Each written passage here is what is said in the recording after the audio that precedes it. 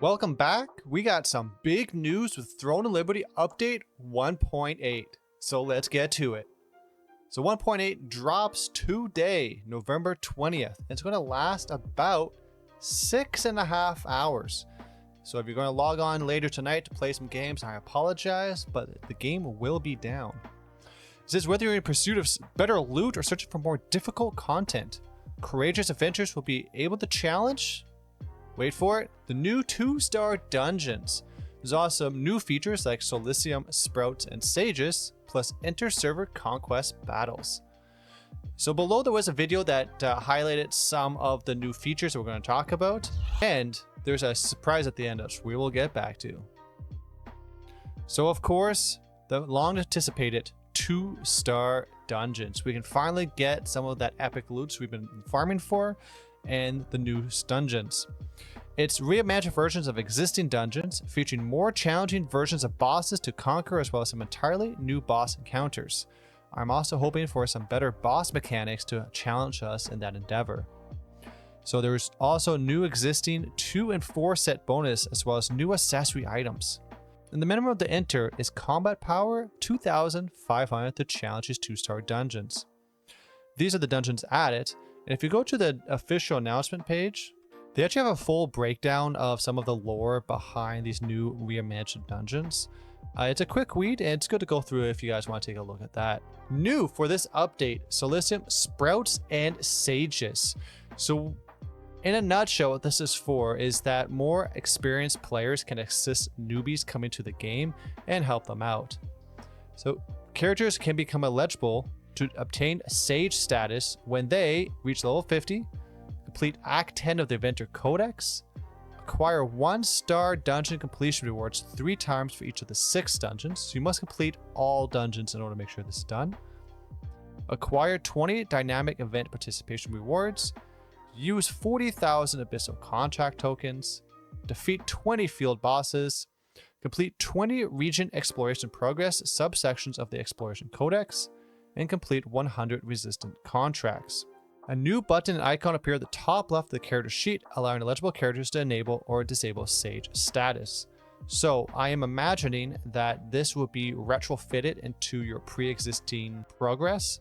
So if you already have done 40,000 Abyssal tokens, I don't think you will have to grind from the drop of the patch 4 to do so, but time will tell. And then Sprout eligibility, it is up until you reach level 50. So from level 1 all the way over is when you have it. You will complete Act 10, complete 15 1-star dungeons or higher, obtain 10 dynamic event participation rewards, use 10,000 Abyssal Contract tokens, defeat 10 field bosses, obtain 1 weekly reward. So I'm not sure if it's one of these or all of them, because if you do everything and just never do 10 field bosses, will you still stay in Sprout status is unknown at this point. Again, there'll be a new button on that. And there will be a new title and profile border for each one. And this is kind of cool. So it's a new map marker allowing Sages to see location of nearby Sprouts on the mini-map. Sages cannot see icons for other Sages. So it's 1 Sage to mini Sprouts. A new Sprout chat channel has been added for Sages and Sprouts to communicate from anywhere in the game. So if you really need help as a noob coming into this game, these Sages will have full experience of every aspect of the game. If you look at the requirements here, this is doing everything within the game. They have full completion for everything and can help out these new players. And they can leave a like commendation on the character cards for Sages to indicate helpfulness. So it's kind of like a social status that the more likes you have, maybe your Sage status will go up.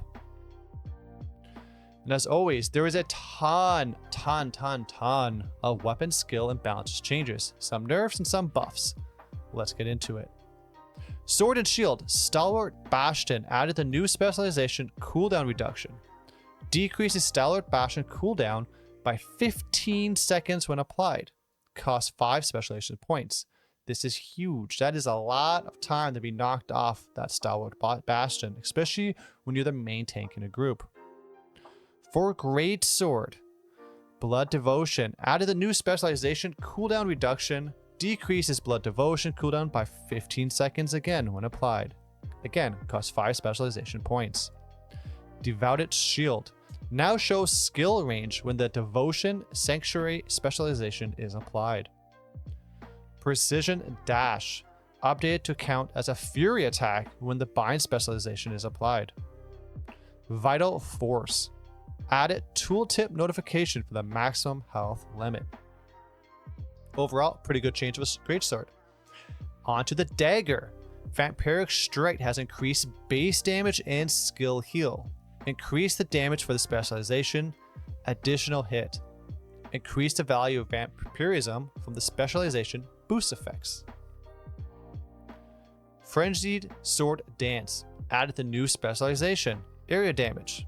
Increase damage to all enemies within 3 meters of your arrival point by 60% of base damage when applied. That's a huge amount of base damage boost. Knife Throwing. Increase the debuff applied that reduces incoming recovery effects. So far, Dagger, another nice little buff.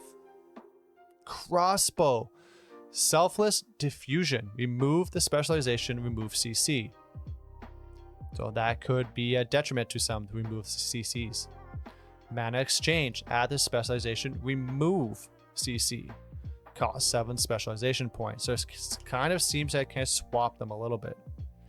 Explosive Trap. Increase base duration. Improve duration bonuses provided by the specialization. Increase duration. Multi-Shot. Decreases Nimble Leap cooldown by 15 seconds when used. So overall, crossbows I'm hoping to get a little buffs.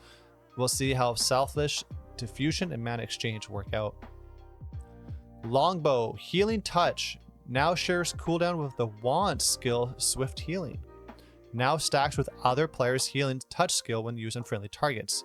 So this is nice. You can now have multiple heal stacks on top of yourself. Purifying Touch. Increase the maximum effect stacks that can be removed when cleansing weakened CC effects. Devoted Shield. Effect changed. Now creates a 3-second shield when the target is hit or at below 30%. 60-second cooldown. This shield can be interesting. I'm curious to see how that's going to play out in PvP. Staff seems to have the biggest changes. Stereo Fire Bombs. The specialization Focused Fire Bombs now has an 80% chance to reduce the effect of received healing by 80% for 6 seconds. Wow. Infernal Wave. Adjusted the specialization Frenzy Lightning Wave to have 1 base activation and 1 additional activation for Wet and Frost. Chain Lightning. Fixed the specialization Chain Thunder so it no longer activates the crossbow's Mother Nature bowstring effect. Ice Spear. Fixed an issue where the frost effect was applied for a shorter duration than intended. Fixed an issue the specialization Bind will always ignore defense and resistance to apply. Judgment Lightning. The specialization Concussive Use now has an additional 80% chance to debuff shield block chance by 30% for 4 seconds.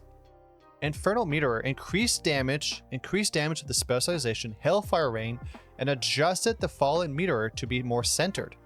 Increase the specialization Hell Reduction debuff effect. Frostmaster. Now when landing a basic attack, inflicts the frost effect on targets within 3 meters for 3 seconds. Does not stacks. Overall, staff seems to be stacked for PvP coming into these changes. So let's see what plays out there. Wand. Clay's Salvation. The specialization Awaken Removal now removes all stacks of one type of effect instead of 1 stack. That's nice. I'm going to see that happen in a lot of dungeons. I hope so. Time for Punishment. The specialization Burning Time now also adds a debuff to shield block chance. Chromatic Haze. Fix an issue it can be ignore spread chance in some cases. Adjusted to ignore shield block when spreading. Ray of Disaster. Now if a target dies doing the effect, transfers to an additional target within 10 meters. That's going to be crazy in PvP. The specialization Expand Target now provides 10 meters of bonus range, increased from 5 meters. The specialization Move Speed Reduction now debuffs by 30%, increased from 15. Swift Healing now shows a cooldown with the Longbow skill healing touch that we talked about above. Some nice changes happened to Wand, and some crazy PvP stuff are going to be happening. Coming in soon is interstellar conquest battles.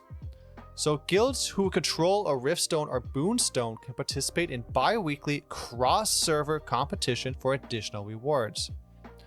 Riftstones join an inter-server conflict mode boss fight for the boss corresponding with your Riftstone for loot drops and lucent generated by auction house taxes. That's interesting. That's going to come from the taxes itself. Boonstone. Join an inter-server dynamic event for the zone corresponding with your Boonstone. The winning guild will receive amount of lucent generated by auction house taxes. So they're trying to do some cross-server fighting, which I think is pretty cool to get the population of the game live. And then some general updates. So big one, parties of 4 may now queue for random dungeon max making instead of the previous limit of 2. Thank you for that. There is a new chat channel added for alliances, and some of those colors have been changed as well. And the chat UI can now be moved. Thank you so much. Various minor UI changes and spacing improvements. And the peace mode boss portals have been adjusted so they're even more outside the conflict zone, so you don't get killed in the PvP zone. Black Howl Plains Boonstone has been moved a little bit. Contracts fixed an issue with the 5th contract not be paying to the content notification UI after we accept it. This has happened to me quite a bit. I accepted 5 and I only see 4 at the time. In the Codex Happiest Day Ever, fixed an issue caused the collection page to be inaccessible. So completionists, be happy. Tooltip fixed an issue causing item tooltips open from chat to be partially cut off. Saw that before quite a bit too. And thankfully for this one, Battle Pass UI fixed an issue causing the red notification dot to occasionally not disappear after using the claim all points button. So frustrating, I constantly thought I had more things to collect or to claim, and it was just not possible. So that's the recent updates. And now another big thing to note is that at the end of the Eyes on Solisium video, they teased us at the very end with something that was not in the patch notes. And here we go. The new winter event. Wrap up. All of you should know winter is coming. We know how much everyone enjoyed our Hunted Harvest event, and we're super excited for our upcoming winter event, which will come to all players on, drumroll, December 12th. So start preparing because there is plenty of gifts and rewards coming your way. So all of this is looking very nice for patch 1.8, and we can't wait to see what's in store. So as always, I hope you guys go get some epic loots.